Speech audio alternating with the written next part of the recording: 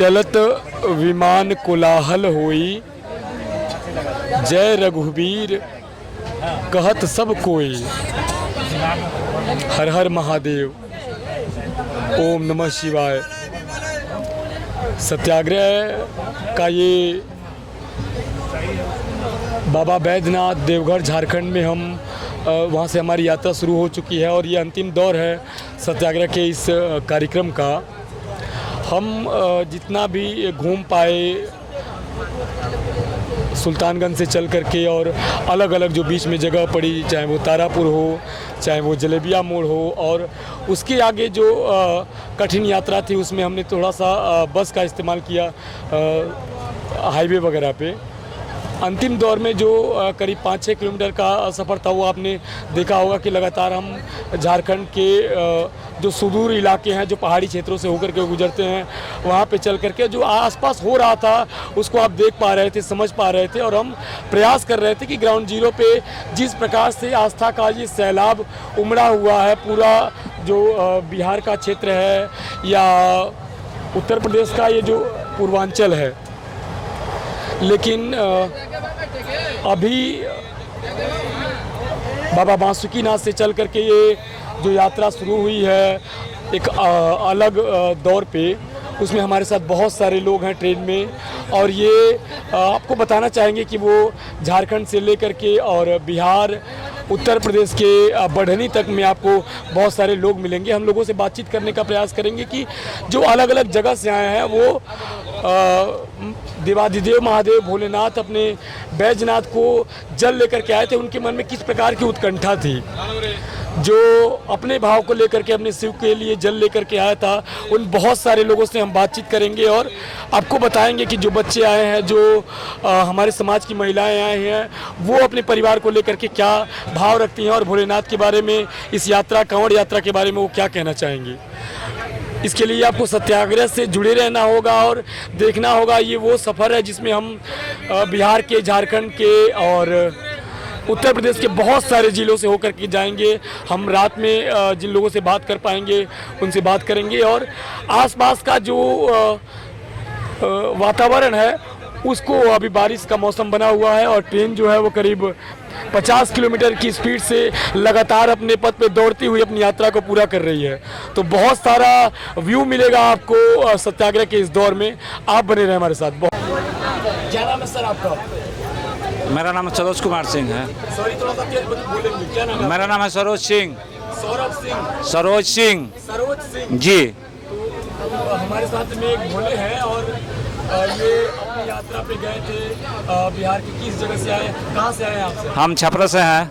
बिहार के आप सारण छपरा से आए? जी, भेल्दी थाने से हैं। पूछना चाहेंगे कि सारण और चंपारण का जो उधर का एरिया है जी, वहाँ से आप होकर के आए हैं, क्या उत्कंठा थी? बाबा बैजनाथ के वहाँ आपने जल चढ़ाया, बाबा बासुकीनाथ का दर्शन किया, अभी आप अपने घर के लिए जा रहे हैं।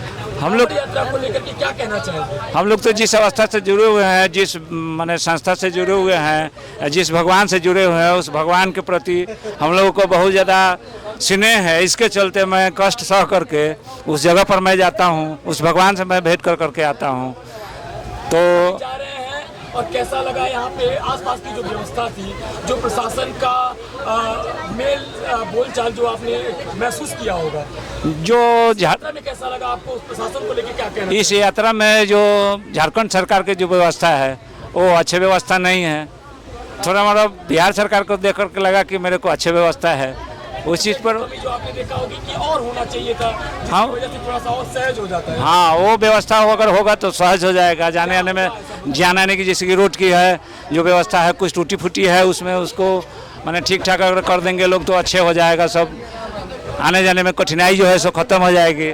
तो बिहार सरकार कोशिश अपना कर रही है, लेकिन जो झारखंड की सरकार जो है उस चीज़ पर थोड़ा सा भी उनको ध्यान नहीं है कि भाई कैसे माने होना चाहिए, क्या होना चाहिए। इस चीज़ पर मैंने इस सरकार की कमी है। छपरा से आए हैं, सारण से जी, और देख पा रहे हैं कि जो आम आदमी है जो जब एक सफ़र पे निकलता है और बहुत सारी यात्रा करने के बाद जब उसके चेहरे पे थकान होती है और घर की तरफ जाने का जो सुकून होता है, उसके बीच में अपने भोलेनाथ के लिए, इस यात्रा के लिए, सरकार के लिए किस प्रकार का भाव रखते हैं? सरोज जी, एक बात अगर आपसे पूछना चाहें तो पूछिए। जब आप अपने घर से निकले होंगे जी। किस प्रकार की मनोकामना थी बाबा बैजनाथ को लेकर? बाबा बैजनाथ के लेकर के एक मेरे मन में बहुत बड़ा ये है कि जो स्वयं शंभू हैं वो भगवान है।